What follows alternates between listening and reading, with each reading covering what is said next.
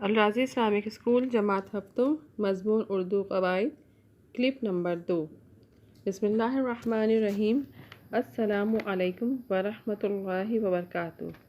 हम आपको अल-राज़ी Islamic school की ऑनलाइन टीचिंग सिस्टम में खुशामदीद कहते हैं। जमात हफ्तुम मज़मून उर्दू क़वाइद। आज का हमारा टॉपिक है साबके लाहिक़े। साबके और लाहिक़े ज़बान का अहम हिस्सा होते हैं। उनकी बदौलत नए अल्फाज बनाए जा सकते हैं जिनसे ज़बान में विसअत आती है। साबका किसे कहते हैं? साबका किसी लफ्ज़ के शुरू में कोई अलामत लगाकर एक नया लफ्ज़ बनाया जाए तो उस अलामत को साबका कहते हैं। जैसे मिसाल के तौर पर पुर लफ्ज़ है,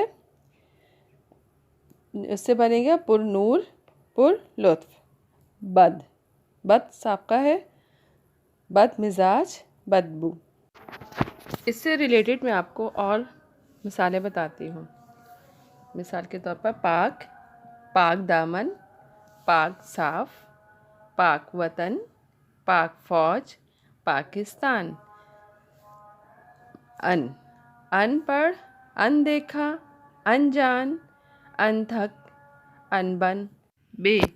बेकार, बेघर, बेवजह, बेमौका, बेवकूफ़।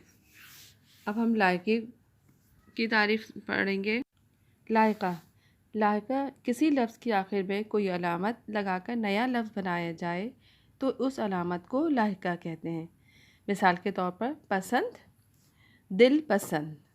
हमने लफ्ज़ पहले लगाया दिल और हमने लायका बाद में लगाया पसंद, दिल पसंद। तरक्की पसंद, गिर लायका है, जहांगीर, दस्तगीर। अब हम लायका की मज़ीद मिसालें बताएंगे आपको। कारीगर, उजागर, बाजीगर, जादूगर। दान, साइंस दान, कदर दान, पान दान, कलम दान, गुल दान। लायका लफ्ज़ बाद में आ रहा है, हम लफ्ज़ पहले लगा रहे हैं तो ये लायका बनेगा। फ़रोश, कुतुब फ़रोश, सब्ज़ी फ़रोश, फल फ़रोश, फूल फ़रोश। ये सारे लफ्ज़ जो हैं ये लायका है के, क्योंकि जब हम पहले लफ्ज़ लगाएंगे तो वो लायके होंगे और जब हम बाद में लफ्ज़ लगाएंगे तो वो साबके कहलाएंगे।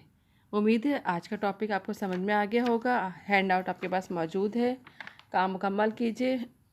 वक्त पर कॉपी चेक करने के लिए भेजिए। अपना बहुत सा ख्याल रखिएगा। अल्लाह हाफ़िज़।